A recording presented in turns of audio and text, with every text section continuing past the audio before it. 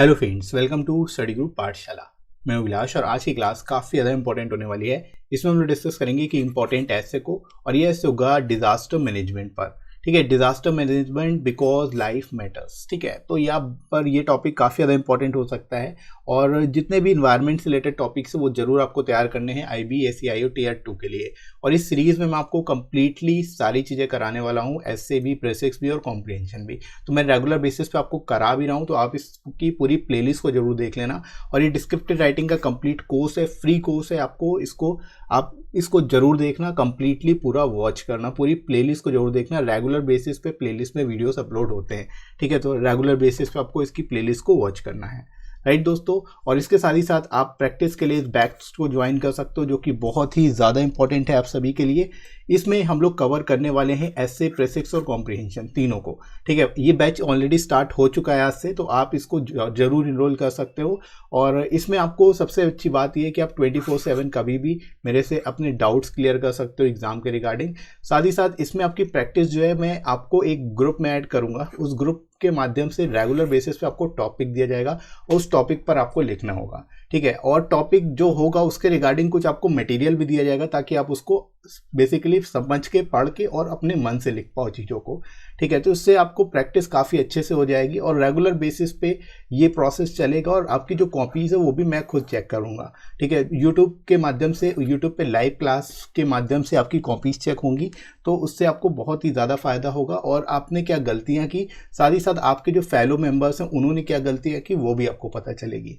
साथ ही साथ इसमें हम लोग सारे जितने भी करंट टॉपिक्स है वो सब कवर कराने वाले हैं। और गर्ल्स के लिए अलग से ग्रुप की सुविधा भी है, तो गर्ल्स भी ज्वाइन कर सकती हैं। गर्ल्स के लिए बहुत ही बढ़िया अपॉर्चुनिटी होगी है। और साथ ही साथ टियर 2 एग्जाम होने तक ही आपका बैच चलेगा। ये कोर्स जो है, जब तक टियर 2 आपका हो नहीं जाता तब तक रेगुलर बेसिस पे चलेगा। तो आपको एग्जाम के रिगार्डिंग टेंशन लेने की जरूरत नहीं होगी कि कैसे आपको तैयारी करनी है, कैसे आपको प्रैक्टिस करनी है, क्योंकि मैं यहाँ पर कंप्लीट प्रैक्टिस आपको कराने वाला हूँ इस पूरे बैच के अंतर्गत, राइट। और साथ ही साथ आप सैटरडे संडे मुझे फ़ोन करके भी अपने डाउट्स क्लियर कर सकते हो। ठीक है, अगर आपको कोई पर्सनली डाउट आ रहा है, कोई चीज़ अगर प्रॉब्लम हो रही है, तो आप अपने मेरे को कॉल भी कर सकते हो। ठीक है, तो ये सारे ही फीचर्स आपको एक सिंगल बैच में मिल जाते हैं। तो आप इस एक्सटेंसिव प्रैक्टिस बैच को जरूर ज्वाइन करिएगा। और बिल्कुल नॉमिनल कॉस्ट पे आपको ये बैच मिल जाता है। इस पर आपको एडिशनल 10% डिस्काउंट भी मिल जाएगा।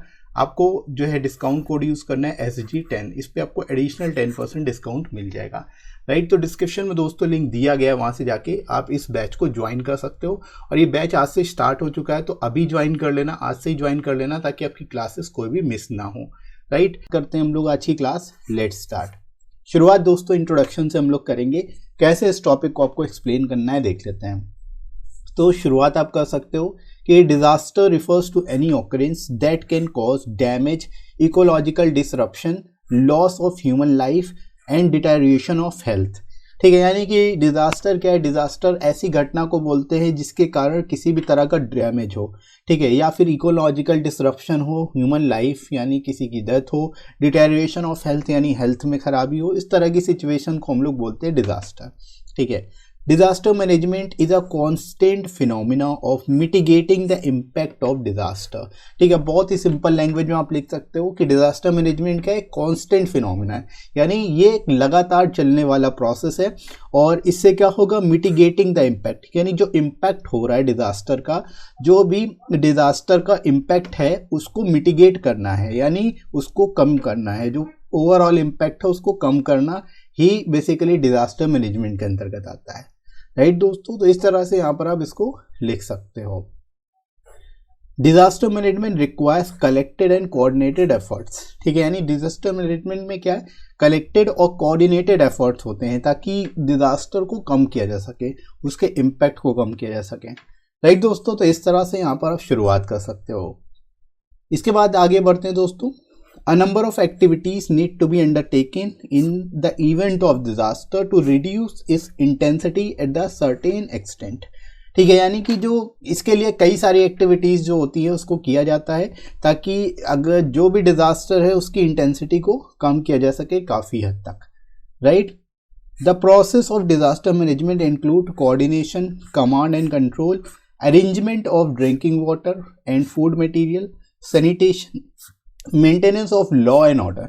ठीक है। यानी जो प्रोसेस है डिजास्टर मैनेजमेंट का, उसके अंतर्गत कई सारी चीजें आती हैं, जैसे कि कोऑर्डिनेशन आता है, कमांड एंड कंट्रोलिंग आती है, arrangement of drinking water and food material. ठीक है, जहाँ पे भी किसी तरह की घटना होती है तो वहाँ पे drinking water, food material arrange करना पड़ता है। सैनिटेशन की समस्या आती है, maintenance of law and order, ये सारी चीजें जो है डिजास्टर मैनेजमेंट के अंतर्गत आता है। राइट, तो इसको आप यहाँ पर एक्सप्लेन कर सकते हो इस तरह से। राइट दोस्तों, तो आई होप आपको समझ में आ रहा होगा कैसे इसको आप लिखोगे बेस्ट पॉसिबल वे में। राइट, आगे दोस्तों मूव करते हैं हम लोग बॉडी सेक्शन में। The most vulnerable section in these disasters are the poor. यानी कोई भी डिजास्टर होता है तो उसमें जो सबसे वल्नरेबल सेक्शन होता है वो कौन होते हैं? पुअर होते हैं। यानी सबसे अधिक मार जो होती है डिजास्टर की, वो उसकी चपेट में सबसे ज़्यादा पुअर ही लोग आते हैं, यानी गरीब लोग ही आते हैं।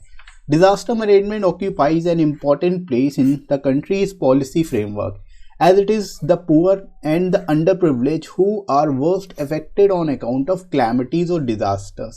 ठीक है, यहाँ पर आप बता सकते हो कि डिजास्टर मैनेजमेंट का एक अहम रोल होता है, इंपॉर्टेंट प्लेस होता है कंट्री की पॉलिसी फ्रेमवर्क में। ठीक है, यानी पॉलिसी में भी इसको एक अच्छा प्लेस दिया जाता है, और इसका ऐसा इसलिए है क्योंकि जो पुअर और अंडर प्रिविलेज पर्सन है वो सबसे ज़्यादा प्रभावित होते हैं किसी भी क्लैमिटी यानी दुर्घटना या फिर डिजास्टर से। राइट, तो यहाँ पर आप दोस्तों बता सकते हो किसी भी आपदा, किसी भी तरह की आपदा अगर आती है तो उसका सबसे ज़्यादा प्रभाव किसके ऊपर पड़ता है? जो अंडर प्रिविलेज और पुअर पर्सन्स होते हैं। राइट, इसके बाद आगे बढ़ते हैं। It is necessary to mobilise them towards preparedness for any emergency. यानी किसी से ये नेसेसरी बन जाता है कि जो पर्सन है उनको प्रिपेयर किया जाए, मतलब पहले से वो प्रिपेयर हों किसी भी तरह की इमरजेंसी के लिए, ताकि जो इम्पैक्ट है इसका उसको और काफ़ी हद तक रिड्यूस किया जा सके। राइट दोस्तों, तो इस तरह से यहाँ पर आप बॉडी में लिख सकते हो उसके बाद रिगार्डिंग। आगे बढ़ते हैं। Quick and timely response is essential in providing immediate relief and rescue operations to save human life as soon as possible. ठीक है, यहाँ पर आप बता सकते हो quick and timely response essential होता है क्योंकि इमीडिएट रिलीफ पहुंचाने के लिए या फिर रेस्क्यू ऑपरेशंस के लिए, क्योंकि जरा सी भी देर होने पे काफ़ी ज़्यादा हानि बढ़ सकती है। राइट, ताकि ह्यूमन लाइफ को बचाया जा सके। ठीक है, क्योंकि अगर देर होती है, अगर क्विक और टाइमली रिस्पॉन्स नहीं होता तो उसमें कई लोगों की जान भी जा सकती है। राइट, तो यहाँ पर आप इसलिए बता सकते हो कि क्विक और टाइमली रिस्पॉन्स जरूरी है, एसेंशियल है। Right, each year India faces a number of disasters like flood, earthquakes, tsunami, landslides, cyclones, drought and many more। ठीक है, यानी हर साल जो है इंडिया जो है कई तरह के डिजास्टर फेस करता है, चाहे वो फ्लड हो, अर्थक्वेक हो, सुनामी हो, लैंडस्लाइड हो, साइक्लोन्स हो, ड्रॉट्स हो या अन्य तरह के डिजास्टर्स हो। ठीक है, तो ये सभी एक अहम पार्ट हैं इंडिया में, बेसिकली हर तरह के डिजास्टर्स आते रहते हैं। ठीक है, तो आप इस तरह से यहाँ पर इसके रिगार्डिंग लिख सकते हैं, और आई होप आपको समझ में आ रहा होगा कैसे इसको लिखना है बेस्ट पॉसिबल वे में। आगे दोस्तों बढ़ते हैं हम लोग बॉडी सेक्शन में। When we look at the man-made disasters, India suffered the Bhopal gas tragedy as well as the plague in Gujarat। आगे दोस्तों बॉडी सेक्शन में हम लोग इसमें लिख सकते हैं कि जैसे अगर हम मैन मेड डिजास्टर्स की बात करें तो इंडिया ने ऑलरेडी कई सारे मैन मेड डिजास्टर झेले हुए हैं, जिसका एग्जांपल आप दे सकते हो, जैसे कि भोपाल गैस ट्रेजेडी और प्लेग जो था गुजरात में। ठीक है, ये मैन मेड डिजास्टर थे। To stop these incidents from happening again, we need to strengthen our disaster management techniques to prevent destructive damage। यानी कि इस तरह के इंसिडेंट्स को रोकने के लिए, ताकि ये दोबारा ना हो, हमें अपने आप को स्ट्रेंथन करना होगा। ठीक है, और डिजास्टर मैनेजमेंट टेक्निक्स को और इम्प्रूव करने की ज़रूरत है, और ज़्यादा बेहतर बनाने की ज़रूरत है, ताकि इस तरह के डिस्ट्रक्टिव डैमेज को रोका जा सके और कम किया जा सके। राइट, तो यहाँ पर आई होप आपको समझ में आ रहा होगा कैसे इसको आपको लिखना है। आगे दोस्तों मूव करते हैं हम लोग। Most importantly one must understand that disaster management does not necessarily eliminate the threat completely, but it decreases the impact of the disaster. ठीक है, यानी कि ये सबसे ज़्यादा अहम होता है कि हमें ये समझना कि डिजास्टर मैनेजमेंट क्या है, किसी भी डिजास्टर को कंप्लीटली एलिमिनेट नहीं कर सकता, मतलब ख़त्म नहीं कर सकता, लेकिन ये इसके इम्पैक्ट को काफ़ी हद तक कम कर सकता है, रिड्यूस कर सकता है। राइट, तो यहाँ तक आई होप आपको समझ में आ रहा होगा। इस तरह से आप यहाँ पर बता सकते हो, इसकी इंटेंसिटी बता सकते हो। राइट, आगे मूव करते हैं friends. It focuses on formulating specific plans to do so, यानी कि इस थ्रेट को कंप्लीटली एलिमिनेट करने के लिए, बेसिकली जो है जो इम्पैक्ट है डिजास्टर का उसको खत्म करने के लिए इसको स्पेसिफिक फॉर्मुलेटिंग करना होता है, मतलब प्लान्स बनाने होते हैं, प्लान्स फॉर्मुलेट करना होता है इसके लिए, मतलब प्लानिंग जरूरी है इसके लिए, right. The national disaster management authority यानी NDMA in India is responsible for monitoring the disasters of the country, यानी कि जो भारत है, भारत के अंतर्गत NDMA जो है नेशनल डिजास्टर मैनेजमेंट अथॉरिटी जो है ये मॉनिटर करती है जितने भी तरह की डिजास्टर्स इंडिया में, ठीक है। तो यहाँ पर आप इस तरह से इसके बारे में बता सकते हैं। आगे दोस्तों मूव करते हैं हम लोग। This organization runs a number of programs to mitigate the risk and increase the responsiveness, ठीक है। यानी ये जो ऑर्गेनाइजेशन है इसके द्वारा जो है कई सारे प्रोग्राम्स चलाए जाते हैं ताकि जो रिस्क है उसको मिटिगेट किया जा सके, यानी कम किया जा सके और इसकी रिस्पॉन्सिवनेस को बढ़ाया जा सके, राइट।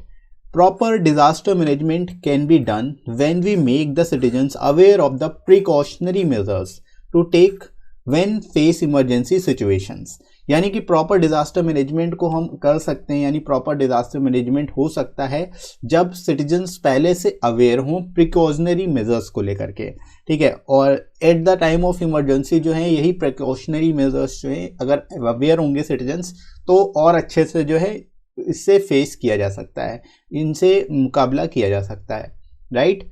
फॉर इंस्टेंस, अब आप एग्जाम्पल के तौर पर बता सकते हो, everyone must know we should hide under a bed और table whenever there is an earthquake, यानी अर्थक्वेक के टाइम पे हम क्या है किसी बेड या फिर टेबल के नीचे छिप सकते हैं ताकि अर्थक्वेक के टाइम कोई भी चीज़ अगर ऊपर से गिरती है तो हमारे ऊपर ना गिरे। Thus, the NDMA needs to take more organized efforts to decrease the damage that disasters are causing, ठीक है। यानी कि NDMA का इस तरह से रोल बढ़ जाता है और ऑर्गेनाइज एफर्ट की ज़रूरत होती है इसके द्वारा ताकि जो डैमेज है उसको काफ़ी हद तक डिक्रीज किया जा सके, राइट। तो इस तरह से यहाँ पर दोस्तों आप इसके रिगार्डिंग जो है लिख सकते हैं और आई होप आपको समझ आ रहा होगा कैसे लिखना है, राइट। आगे मूव करते हैं हम लोग। If all the citizens learn the basic ways to save themselves and if the government takes more responsive measures, we can surely save a lot of life and vegetation, ठीक है। यानी कि अगर सिटीजन्स जो हैं बेसिक वेज जो है अपने आप को सेव करने के, अपने आप को बचाने के सीख लें और गवर्नमेंट भी और रिस्पॉन्सिव हो जाए तो उस केस में हम बहुत सी लाइफ को और वेजिटेशन को बचा सकते हैं। India has set up many departments and organisations for disaster management, ठीक है। यहाँ पर आप बता सकते हो इंडिया ने ऑलरेडी बहुत सारे डिपार्टमेंट्स और ऑर्गेनाइजेशन बना रखी है डिजास्टर मैनेजमेंट के रिगार्डिंग, ठीक है। जैसे कि नाम आप दे सकते हो, these include national disaster management authority यानी NDMA, national remote sensing centre और सिविल वाटर कमीशन एक्सेट्रा। ये सभी जो है डिजास्टर के टाइम पे काफ़ी इनकी अहम भूमिका होती है, ठीक है। तो यहाँ पर आप गवर्नमेंट का रोल नहीं बता सकते हो, साथ ही सजेशन भी दे सकते हो इसके रिगार्डिंग, राइट। उसके बाद हम लोग फाइनली मूव करते हैं फाइनल कंक्लूजन पर, ठीक है। Disaster management has great importance in recent times to handle any unforeseen situation efficiently. We need to be well equipped with latest technologies, ठीक है। यानी डिजास्टर मैनेजमेंट तो है इसकी काफ़ी ज़्यादा इंपॉर्टेंस है रिसेंट टाइम में, और किसी भी अनफोर्सिन सिचुएशन को एफिशिएंटली हैंडल करने के लिए हमें वेल इक्विप्ड लेटेस्ट टेक्नोलॉजीज़ होनी चाहिए, ठीक है। हमारे पास पहले से लेटेस्ट टेक्नोलॉजीज़ होनी चाहिए और हम उससे वेल इक्विप्ड होने चाहिए और उसको यूज़ करना आना चाहिए, ठीक है। तो यहाँ पर ये आप सजेशन देते हुए लिख सकते हो, इस तरह से कंक्लूड कर सकते हो। It can not avoid the outbreak of the disaster but it can mitigate its impact to a large extent, ठीक है। यानी इससे टेक्नोलॉजी से क्या है कि हम आउटब्रेक तो नहीं रोक सकते, जो डिजास्टर है वो तो होगा ही, लेकिन हम इसके इम्पैक्ट को काफ़ी हद तक रिड्यूस कर सकते हैं, काफ़ी हद तक ख़त्म कर सकते हैं, कम कर सकते हैं, राइट। तो यहाँ पर इस तरह से आप इसके इम्पैक्ट को बता सकते हो, ओवरऑल कंक्लूड कर सकते हो इस तरह से, राइट दोस्तों। तो और इसके साथ ही साथ आप इन बुक्स को ले सकते हो जो आपको एसए और प्रेसिक्स के लिए मिल जाएगी। इन बुक्स में आपको 100+ टॉपिक्स एसए के मिल जाएंगे जो कि काफ़ी ज़्यादा इंपॉर्टेंट है एग्जाम को लेकर के, और जितने भी तरह के टॉपिक्स पूछे जा सकते हैं वो सभी इनमें इंक्लूडेड है। और सबसे अच्छी बात यह है कि आपको यहाँ पर विद इन वर्ड लिमिट सारे टॉपिक्स मिल जाते हैं, सारे के सारे टॉपिक्स अराउंड 400 वर्ड्स में, जो आपकी 400 वर्ड लिमिट है उतने में ही सारे टॉपिक्स कराए गए हैं और लेटेस्ट पैटर्न पर बेस्ड होंगे सारे के सारे टॉपिक्स और लोएस्ट कॉस्ट में आपको ये बुक मिल जाएगी, राइट। और बेसिक्स की बुक में आपको 60+ बेसिक्स की एक्सरसाइजेज मिल जाती हैं, जिनको आप एक बार तैयार करोगे तो आपको खुद से ही इतना कॉन्फिडेंस आ जाएगा कि आप अच्छा बेसिक्स लिख पाओगे। और साथ ही साथ जो बेसिक डिटेल्स हैं बेसिक्स से रिगार्डिंग वो सभी इस बुक में कवर कराई गई है, ताकि आपको सारी चीज़ें A to Z पता हो जाए, राइट। तो इस वजह से आप इन बुक्स को जरूर ले लेना। आपको एडिशनल 30% डिस्काउंट भी मिल जाएगा। तो डिस्क्रिप्शन में दोस्तों लिंक दिया गया है, वहाँ से जाके आप डिस्काउंटेड रेट्स पे इन बुक्स को ले सकते हो और अपनी प्रिपरेशन को और बेहतर तरीके से कर सकते हो, राइट फ्रेंड्स। तो आई होप आज का वीडियो आप सभी के लिए काफ़ी ज़्यादा हेल्पफुल रहा होगा। वीडियो कैसा लगा कमेंट करके जरूर बताइएगा। वीडियो हेल्पफुल लगा हो तो लाइक करिएगा इस वीडियो को, शेयर करिएगा अपने सभी दोस्तों में और सब्सक्राइब कर लीजिए इस चैनल को अगर आप में से कोई नया है तो, राइट फ्रेंड्स। इसके साथ ही साथ आप मेरे टेलीग्राम चैनल पर जरूर ज्वाइन कर लेना। सारी इंपॉर्टेंट पीडीएफ्स जो है वो आपको यहाँ पर मिल जाएंगी। इस क्लास की पीडीएफ भी आपको डिस्क्रिप्शन इस टेलीग्राम पर मैं शेयर कर दूंगा, तो वहाँ से जाके आप उसको रीड कर सकते हो, राइट। तो इस वजह से टेलीग्राम चैनल जरूर ज्वाइन कर लीजिएगा, डिस्क्रिप्शन में आपको लिंक मिल जाएगा, राइट फ्रेंड्स। अभी के लिए इतना ही, नेक्स्ट मिलते हैं अगली क्लास में। Thanks for watching.